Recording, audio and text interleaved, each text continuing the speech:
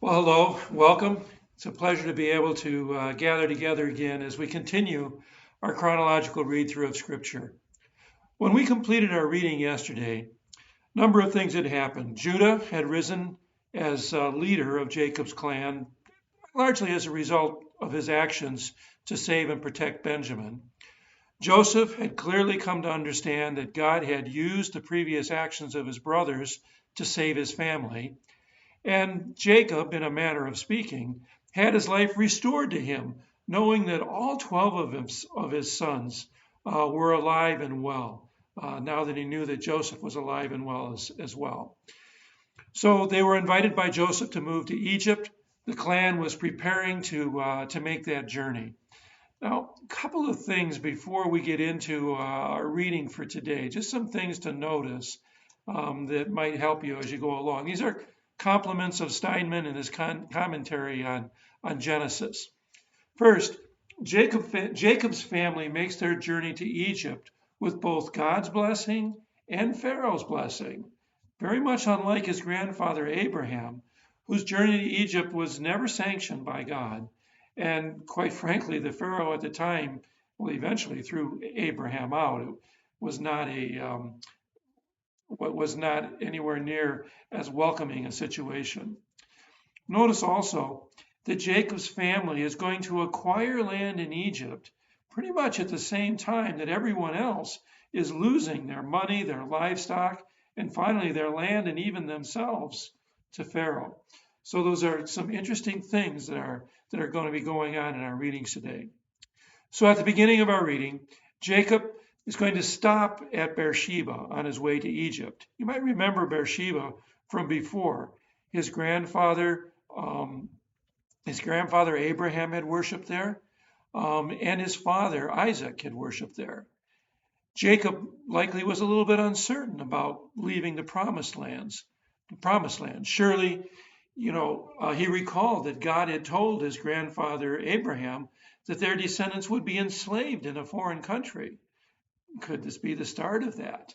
Um, and he may have realized that his grandfather's trip to Egypt was never really sanctioned by God in the first place, even though God had blessed him through it. So Jacob is going to stop. He's going to worship here. And God appears to Jacob in a vision at night there at Beersheba. And he tells Jacob not to fear going to Egypt, that he himself, God himself, will go with him. He tells Jacob that and now whether he means Jacob or whether he means his family is not entirely clear, but that he will return to the promised land. But that he, Jacob, will die in Egypt with Joseph by his side. We're told about 70 people altogether. Well, we're told actually 70 people altogether, including Joseph and his family, entered Egypt. Hardly a nation, but here in Egypt is where they will grow under God's watchful eye to become a nation. When Jacob and his family arrive, they go to Goshen. Joseph sent them there, and at long last, Joseph himself goes there. Well, actually, as soon as they arrive in Goshen, Joseph hitches up his chariot and heads down there and is reunited with his father. At that point, Jacob appears willing to die, but God's going to grant him yet another 17 years of life together with Joseph and the family there in Egypt. Soon, 5 of Joseph's brothers, are presented to Pharaoh. Pharaoh invites them to stay in the best of the land in Goshen, is where they end up being, where there's abundant pasture.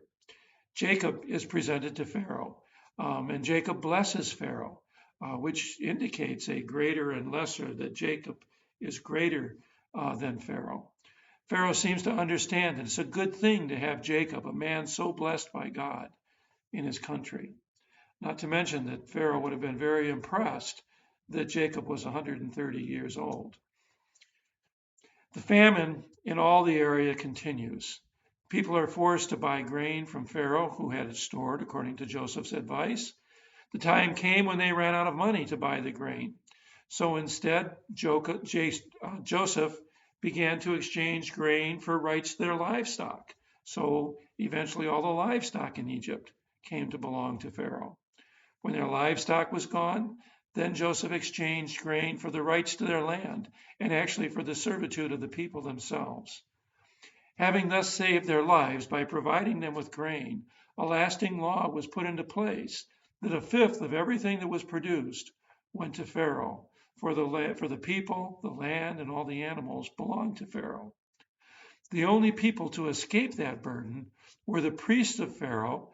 They did not need to go to Pharaoh to buy well, they did not run out of money to buy grain from Pharaoh because they received a regular allotment from Pharaoh sufficient to live on.